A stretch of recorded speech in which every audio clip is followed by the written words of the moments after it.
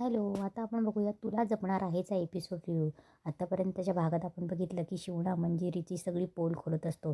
तेव्हा शिवणात सगळ्यांना सांगत असतो की विधवेचं सोंग करून आली होती ही बाई माझ्याकडे आणि मला धर्मशास्त्र आणि सगळं ज्ञान शिकवा म्हणून विनवण्या करत होती. एक अबला स्त्री म्हणून मी तयारी झालो. सगळं गाव विरोधात होता, पण मला असं वाटलं की ही विधवा, त्यामुळे मी तिला धर्मशास्त्र वगैरे शिकवायला तयार झालो. तिला बोललो की बाई उद्यापासून मंदिरात या. माझ्याकडनं सगळं सगळं काही शिकून घेतलं आणि हिने माझा घात केला. तेव्हा शिवनाथ तिच्याजवळ जातो आणि बोलला की आठवतंय तुला, मंजिरीचा चेहराही रडवलेला असतो, कोणाला काहीच कळत नसतं की काय होते म्हणून. तेव्हा शिवनाथ मीराकडे जातो आणि बोलतो की ह्या बाईने माझ्या घराचा घात केला, माझं अख्खं कुटुंब उद्ध्वस्त केलं. या बाईने मीरा तुझ्या आईला जाळून खाक केलं. तेव्हा शिवनाथ खाली बसतो आणि बोलत असतो की आक्रोश करत होती माझी बायको, 1 इंचसुद्धा हलू दिलं नाही मला या दुष्ट बाईने. तेव्हा सगळ्यांना काहीच कळत नसतं काय चालू आहे ते. गेली माझी बायको मला एकट्याला सोडून, आणि आणि मग माझ्या थोरल्या मुलीला घेऊन गायब झाली ही चेटकीन दुष्ट बाई. तेव्हा अथर्व बोलतो की बाबा प्लीज तुम्ही सांभाळून बोला, माझी आई येते. तेव्हा शिवनाथ बोलतो आई, आणि जोरजोरात हसायला लागतो. तेव्हा शिवनाथ उठतो आणि बोलतो आई ही कोणाची आई असूच शकत नाही, वैरीण आहे ही, वैरीण. तेव्हा नर्मदा बोलते काय बोलताय काय तुम्ही, तुम्हाला तरी कळतंय का. तेव्हा अथर्व बोलतो मीरा दिस इज टू मच. तेव्हा दामोदर बोलतो तुम्ही नक्की शुद्धीत बोलताय का. तेव्हा शिवनाथ बोलतो की पूर्ण शुद्धीवर बोलतोय मी. याच बाईमुळे माझ्या पूर्ण कुटुंबाची वार्ताहर झाली. मीरा, याच बाईने तुझ्या आईला जिवंत जाळून टाकलं, तुझ्या आईला तुझ्यापासून दूर नेलं. तेव्हा अथर्व चिडतो आणि बोलतो की मीरा प्लीज यांना समजव जरा. तेव्हा अनन्या बोलते की बाबा प्लीज तुम्ही बोला ना काहीतरी. तेव्हा दादासाहेब बोलतात की झालं तुमचं बोलून, प्लीज आता जरा थांबा. मंजिरी काय आहे सगळं. तेव्हा मंजिरी बोलते की हा बोलतोय ते खरं आहे, पण ते पूर्ण सत्य नाही. एक विधवेसाठी तिचं आयुष्य सोपं नसतं. समाजाच्या वाईट शक्तींपासून वाचवण्यासाठी तिने तिचं आयुष्य देवीला सेवासाठी अर्पण केलं. मला असं वाटलं की निदान भिक्षुकी करून तरी मला जगता येईल, म्हणून मी सगळे शास्त्रविधी शिकायचं ठरवलं. आणि तेव्हा मला याच्याबद्दल कळलं आणि मी याच्याकडे गेलं, पण ती माझी सगळ्यात मोठी चूक होती. मला आसरा हवा होता, मला ज्ञान घ्यायचं होतं, पण या माणसाने माझ्या असहाय्यतेचा गैरफायदा घेतला. दादासाहेब, माझ्याकडे चुकीच्या गोष्टींची मागणी केली दादासाहेब त्याने, आणि त्या दिवशी मी याला त्या गोष्टींना नकार दिला, म्हणून त्याचा पुरुषी अहंकार दुखावला गेला आणि तो आज इथे येऊन माझ्यावर आरोप करतोय. तेव्हा शिवनाथ बोलतो असत्य, नितांत खोटं बोलते ही बाई. तेव्हा मंजिरी बोलते की हेच सत्य आहे, नीच कपटी लंपट आहेस तू, लंपट. मंजिरी एकदम चिडचिड करून मुद्दाम तिचा आक्रोश करत असते. तेव्हा मंजिरी दादासाहेबांकडे जाते आणि बोलते की विद्यादानाचं कार्य पवित्र असतं, पण या माणसाची नजर वाईट होती. तेव्हा मंजिरी सांगत असते की दादासाहेब जेव्हा मला कळलं या गोष्टी, तेव्हा मी तिथून पळून जायचं ठरवलं, आणि मी जेव्हा पळून जात होती तेव्हा मला कळलं की याच्या घराला आग लागली होती आणि याची बायको त्यात जळत होती. मंजिरी खोट्यावर खोटं बोलत असते आणि सांगत असते की मी खूप घाबरली, मी तिला वाचवण्यासाठी ओरडाही केला, पण कोणी माझं ऐकलं नाही. तेव्हा शिवनाथ जोरात ओरडतो पण तिला वाचवायला कोणी नाही आलं, मी खूप घाबरले आणि म्हणून मी तिथून पळून गेले. मंजिरी एकदम अक्राळ तांडव करून बोलत असते आणि रडून सांगत असते की मी मान्य करते मी पळून गेले, कारण त्या जीवाला असं आगीत मी नाहीच बघू शकले, आणि याच्या मुलीबद्दल मला खरंच काही माहिती नाही आहे. आणि मंजिरी रडायला लागते.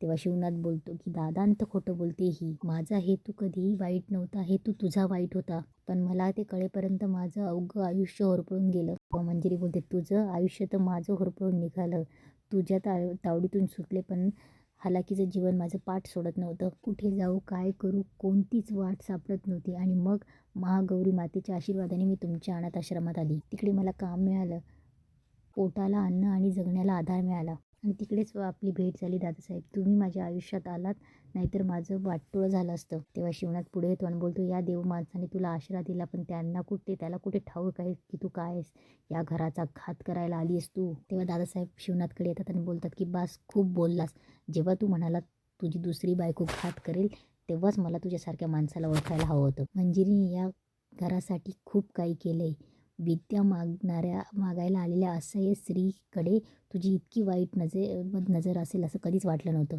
तेव्हा अथर्व बोलतो की मीरा तुझ्या बाबांना सांग, यापुढे मी माझ्या आईबद्दल काहीही ऐकून घेणार नाहीये. तेव्हा शिवनाथ बोलतो ऐकावं लागेल, ही तुझी सावत्र फार धूर्त आहे, माझ्याकडे विद्या ज्ञान घेण्यासाठी आली होती आणि स्वतःच्या सौंदर्याने मला आकर्षित करण्याचा प्रयत्न करत होती. तिला वाटत होतं एखाद्या बेसावध क्षणी मी माझा पाय घसरेल आणि बळी पडेल आणि सगळी विद्या तिला देऊन टाकेल. पण विद्या मिळवायला आचरण पवित्र आणि हेतुशुद्ध असायला लागतो. हिला हिच्या कुटील स्वार्थासाठी विद्या हवी होती, पण मी हिच्या स्वार्थाला वागण्याला भुललो नाही आणि मी तिला त्यावेळेस नकार दिला, म्हणून हिचा स्वाभिमान दुखावला, हिचा अहंकार दुखावला आणि तिने माझ्या घराला आग लावली.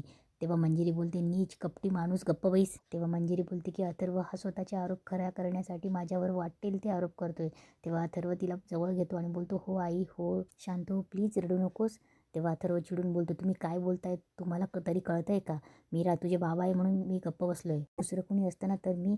तेव्हा शिवनाथ बोलतो, फिकीर नाही, सत्य या देहाला फासून फिरतो शिवनाथ. माझं रक्त जरी सांडलं ना तरी त्यातून सत्यच बाहेर येईल. दुष्टपणा, कपटीपणा, स्वार्थीपणा हेच सत्य आहे या बाईचं. स्वार्थ साधायला ही बाई कुठल्याही थराला जाऊ शकते. या भल्या माणसाला हिने असंच फसवलंय. आपल्या सौंदर्याच्या जाळ्यात अडकून लग्न केलं हिने या माणसाशी. अरे उदरनिर्वाहासाठी नाईलाजाने हा देह वापरणाऱ्या स्त्रीपेक्षा. तेव्हा दादासाहेब आणि अथर्व चिडतात. दादासाहेब त्याची कॉलर पकडतात शिवनाथची आणि बोलतात की बात झाली तुझी बडबड. पण मीरा हा तुझा बाप आहे म्हणून मी इतक्या वेळ गप्प आहे, पण मंजिरी विरोधात एक शब्द जरी बोलला ना तर मी गप्प बसणार नाही. दादासाहेब शिवनाथला ढकलतात.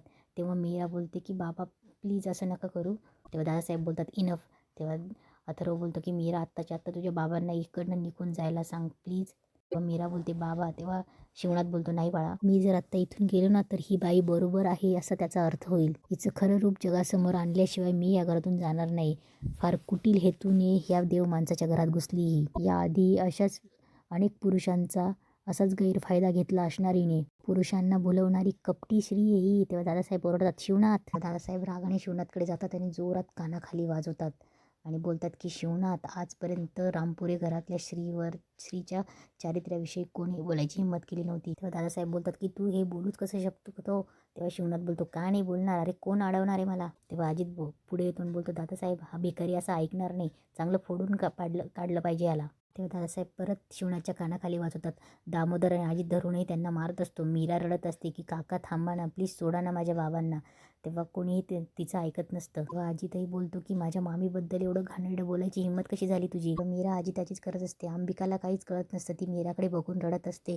तेव्हा अजित बोलतो की तू थांब मीरा, माझ्या मामीबद्दल एवढं घाणेरडं बोलायची हिंमत कशी झाली? ते अजून मारत असतात. तेव्हा मीरा दादासाहेबांकडे जाते आणि बोलते की दादासाहेब, मी हवं तर बाबांना जायला सांगते, पण प्लीज तुम्ही काहीतरी करा ना.